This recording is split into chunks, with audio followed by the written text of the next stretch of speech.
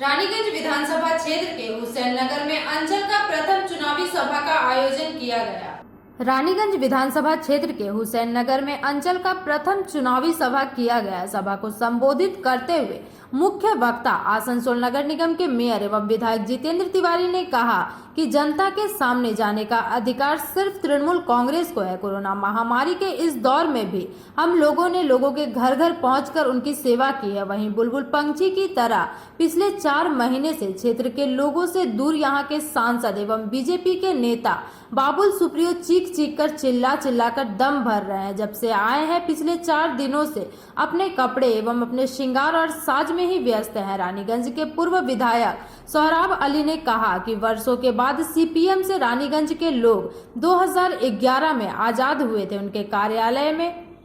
उनके कार्यकाल में यहाँ के लोगों का बोलने तक का अधिकार नहीं था। सिर्फ शिकायत दर्ज कराने वाले लोगों को थाने में बंद कर दिया जाता था। चारों ओर आतंक का आलम था, उससे आज़ादी मिली थी। वहीं उन्होंने आरोप लगाया है कि जब तक मैं यहाँ का विधायक था समय समय पर लोगों को गर्म कपड़ा, कंबल, तिरपाल सब कुछ मिलता रहा। आज भी यह दी जाती है, लेकिन उसका इस्तेमाल सीपीएम के विधायक रुनु दत्ता जी की किनके लिए करते हैं, उसका जवाब दे। राज्य टीएमसी के सचिव वी शिवदासन दासू ने ममता बनर्जी सरकार की उपलब्धियों को बताते हुए कहा कि यह सरकार जन्म से लेकर मृत्यु तक लोगों की सहायता करती है, पढ़ाई से लेकर विवाह तक के खर्चे देती है। वहीं स्वास्थ्य सेवा क्षेत्र में अपूर्व कार्य कर रही है। टीएमसी जिला संयोजक हरिराम सिंह ने कहा कि भाजपा की सरकार को जितना जल्दी हो सके गद्दी से उतारना होगा। करोड़ों नौकरियां देने का वादा करने वाले आज करोड़ों नौकरियां छीन ली है। युवा बेकार हैं। कोयला खानों की स्थिति देके सब निजीकरण की ओर ले जा रहे हैं। यह भाजपा की सरकार जन विरोधी सरकार है। सावधान होकर तृणमूल कांग्रेस का सहयोग करे। टीएमसी जिला सचिव हिना खातून ने हाथरस की गैंग रेप की घटना को लेकर कहा कि भाजपा कार्यकाल में महिलाएं सुरक्षित नहीं हैं। मोदी एवं योगी को चूड़ी पहन लेना चाहिए। इस जनसभा में बोरो चेयरपर्सन संगीता सारडा, एमआईसी दिवेंदु भगत, पार्षद सीमा सिंह, पार्षद मोइन खान, पार्षद प्रतिमा मुखी, ब्लॉक टाउन अध्यक्ष कंचन तिवारी, पूर्व टाउन अध्यक्ष आलोक बोस, रेहान साकिब इत्यादि प्रमुख रूप से उपस्थित रहे। सभा को लेकर बुधवार के दोपहर से ही रानीगंज में तृणमूल कांग्रेस के कर्मियों में उत्साह देखा गया। अतिथियों का स्वागत ढोल बाजे के साथ की गई। तृणमूल कांग्रेस के हाथ में देना होगा, तब जाकर रानीगंज का तरक्की होगा, तब जाकर रानीगंज आगे बढ़ेगा। फिर से तिरपाल मिलेगा, फिर से कंबल मिलेगा, रास्ते का डेवलपमेंट होगा, पानी का सुविधा होगा। इसलिए रानीगंज को जिताना बहुत जरूरी है। रानीगंज को ममता बनर्जी के हाथ में देना बहुत जरूरी है। अगर इस तरह का नहीं हुआ तो 5 साल और पीछे हम लोग जाएंगे।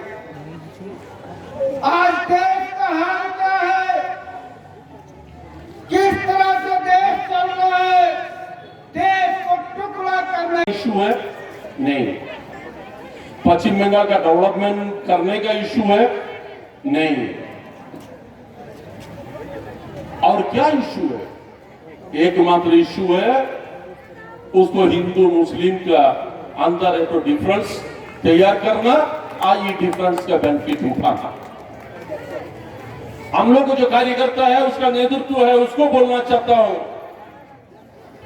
बीजेपी का चाल में कोई हमारा पार्टी कार्यकर्ता नेतृत्व ना फंसे। काउंसिलर्स को, हमारे बोरो चेयरपर्सन को, उनको भी मिला रानीगंज के लिए डेवलपमेंट करने। 5 वर्षों के बाद अब ये समय आ गया है कि तरफ 5 वर्षों तक यहाँ के सांसद बाबुल सुप्रियो जी ने रानीगंज के लिए क्या क्या डेवलपमेंट किया वो आप एक तरफ रखें। दूसरी तरफ यहाँ के विधायक माननीय जो रुनु दत्ता जी हैं, उन्होंने 5 सालों में रानीगंज के लिए क्या क्या किया, इसका भी आप एक तरफ लिस्ट बनाइए। और 5 वर्ष সবাই উৎসব নিয়ে বাড়িতে ফিরবেন।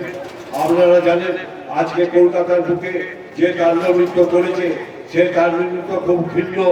আমি শুধু বলতে চাই যে কোনো শান্তিপূর্ণ মিছিলে আমার জানা ছিল না যে বোম, গুলি, আগ্নেয়াস্ত্র নিয়ে শান্তি মিছিলে আন্দোলন হয়।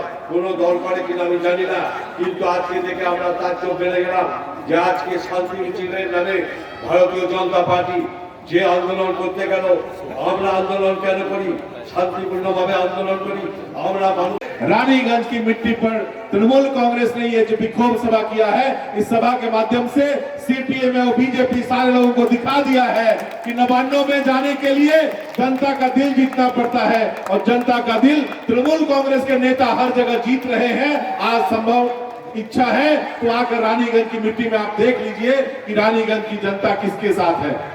धीरे धीरे कुर्सी कम होते गए, अपने अपने घर में घुसे हुए थे। उस समय तृणमूल कांग्रेस के सारे नेता, सारे कार्यकर्ता अपने जान को हथेली पर रखकर जनता के बीच में रहे।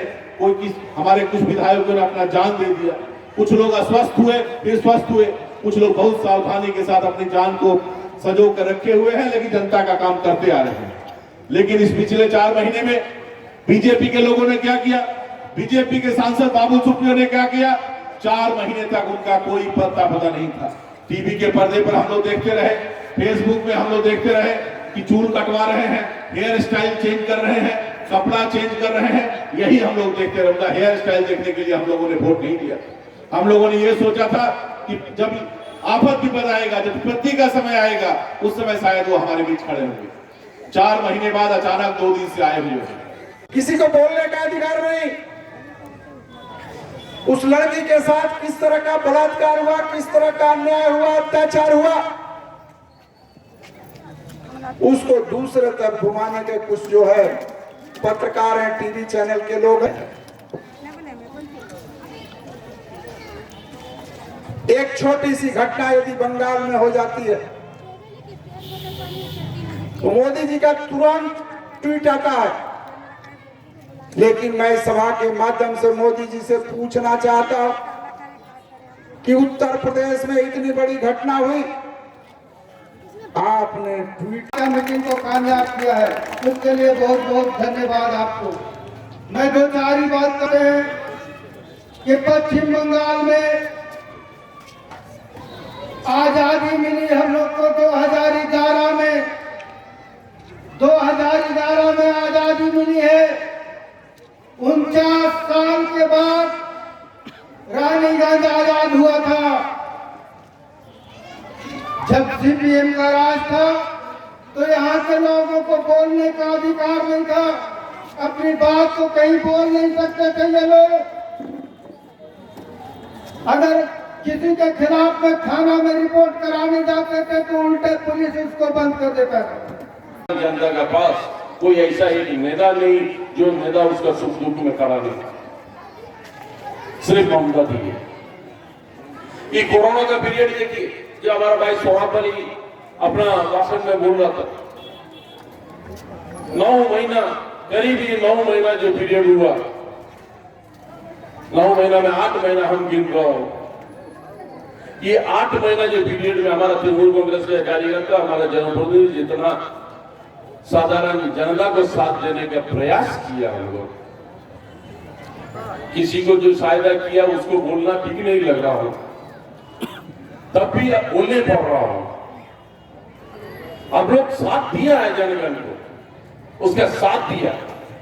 मगर जो पार्टी यहां से जीत के गया था लोकसभा में, जो पार्टी का मुखिया, यहाँ का मुखिया, उसको हम लोग 9 महीना हम लोग ये आसनसोल में देखा नहीं। कोरोना पीरियड का बाद भी नहीं देखा, कोरोना पीरियड का 2 महीना पहले भी नहीं देखा।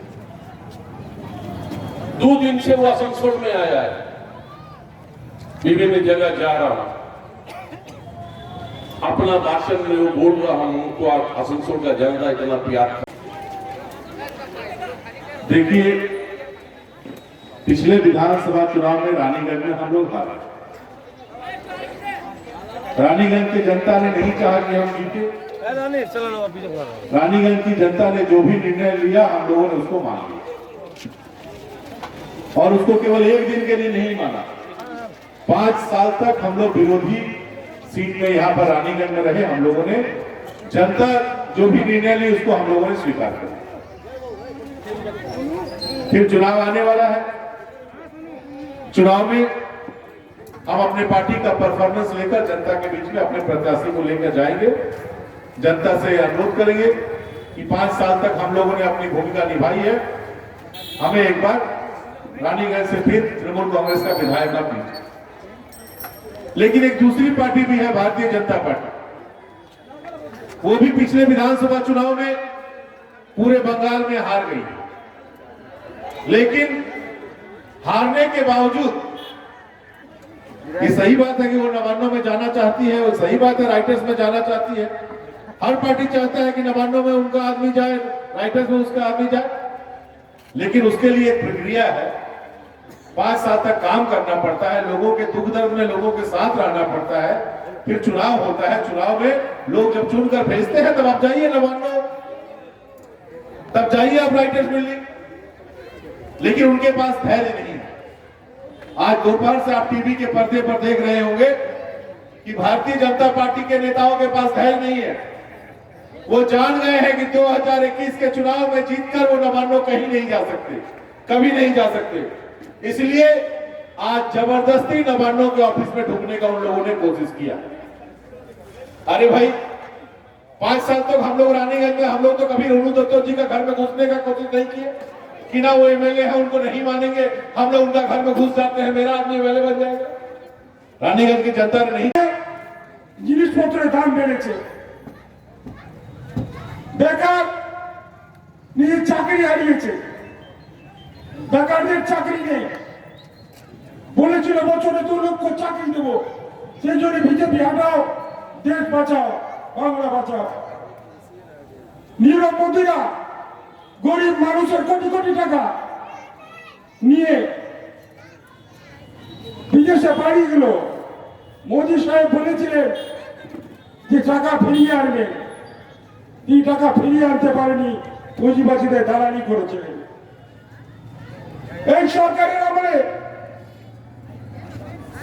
কলিয়ারি কারখানা, ইস্পাত, কয়লা, বিমা, এইসব শিল্পগুলিকে, সরকারি শিল্পগুলিকে বেসরকারি হাতে তুলে দেওয়ার প্রতিবাদে আজকে প্রতিবাদ সভা। আজকের প্রতিবাদ সভা এই কারণে আমরা দেখেছি উত্তরপ্রদেশে একটা মেয়ে মনীষা পান্ডে, এই বিজেপির উগ্র সম্প্রদায়রা তাকে প্রকাশ্য দিবালোকে ঘর থেকে টেনে নিয়ে এসে তাকে পৈশাচিকভাবে আক্রমণ করে তাকে ধর্ষণ করলো এবং তার ধর্ষিত দেহটাকে এই বিজেপি সরকারের मुख्यमंत्री उत्तर प्रदेश है। एमएलए रानीगंज में जब टीएमसी एमएलए थे तो कंबल से लेकर प्लास्टिक से लेकर हर एक चीज मौजूद आपका घर पहुंच जाता था। तो हम ये बोलना चाहेंगे जो आपका 5 साल में जो कंबल मिला है अभी तक वो घर पे मौजूद है और फिर फटते फटते दोबारा सरकार फिर से माटी मानुस का आ जाएगा। साथ ही साथ हम लोग 2 तरह का ताकत को जानते हैं। ताकत हम लोग सबसे अहमियत देते हैं, बात भी करते हैं, जो ताकत हो तो शेर का जैसा ताकत है। तो दोस्तों, जब हम लोग ब्रिटिश से अपना देश को आजाद किए थे, हमारा देश के जो वीर जवाने जब ब्रिटिश से जंग करके हमारे देश को आजाद किए थे, एक वो शेर का ताकत और एक ताकत हम नहीं बोलेंगे कुछ ज्यादा बड़ा बात, लेकिन कॉकरोच जानते हैं ना, तेलचट्टा हम लोग जिसको बोलते हैं।